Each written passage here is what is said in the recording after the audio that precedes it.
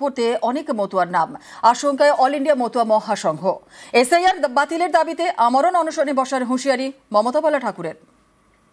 SIR বাতিল করার জন্য যারা এখানে ভোটার রয়েছে তাদের এখানে ভোটার অধিকার থাকবে। 2002 সাল যদি ধরে তাহলে 1.5 কোটি লোক যদি বাদ পড়ে, তা আমি মনে করি যে 1 কোটিরও বেশি আমাদের লোক বাদ পড়বে। এটা ভয়াবহ পরিস্থিতি।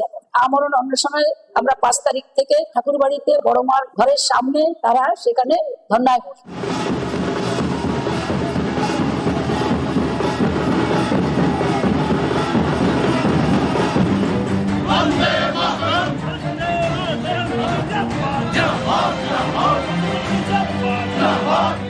রাজ্যে এসআইআর চালু হয়েছে।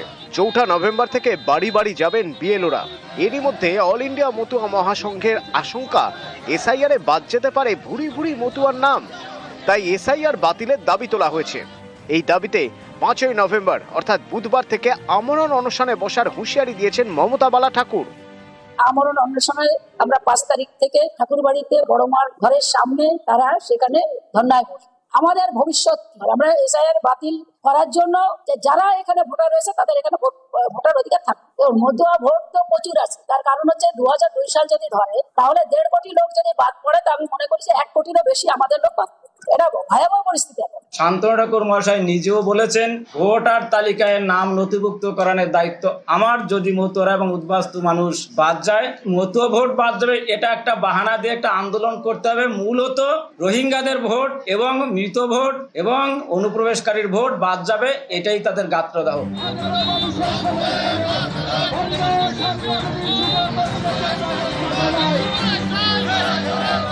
বাংলাদেশ থেকে আসা মতুয়াদের দীর্ঘদিনের দাবি ছিল নাগরিকত্ব। সেই মতো সিএএ ক্যাম্প চালু রয়েছে রাজ্যের নানা জায়গায়। এসআইআর চালুর পর থেকে সিএএ ক্যাম্পে ভিড় বেড়েছে। নাগরিকত্ব পেতে ফর্ম ফিল আপ করছেন মতুয়ারা। সমস্ত জেলার মতুয়ারা আমরা কিন্তু সত্যি আতঙ্কিত, বিভ্রান্ত। আমরা আজ বুঝতে পারছি না কোথায় কী অবস্থায় থাকবো, কোথায় কী অবস্থায় যাব।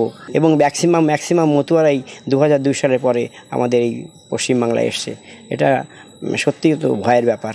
অনেকের 2002 সালের পরে যাদের এসছে তাদের নাম নেই, কিন্তু এই অবস্থায় থাকলে আমরা কোথায় যাব?